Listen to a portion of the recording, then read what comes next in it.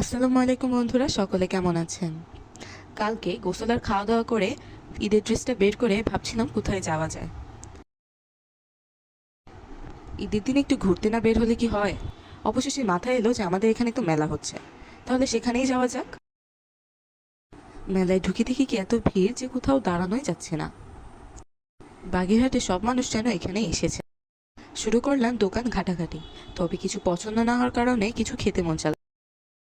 খোঁজা শুরু করলাম কি খাবার আছে। অবশেষে খুঁজে পেয়ে গেলাম একটি ইউনিক খাবার। নাম তার স্মোক বিস্কুট। শুনেই খুব এক্সাইটেড লাগছিল, তাই তার দেরি না করে নিয়েই নিলাম। কি আজব একটা খাবার, মুখে দিলেই ধোঁয়া বের হয়। খেতে খেতে মনে পড়লো যে ভিডিও করাই তো হলো না।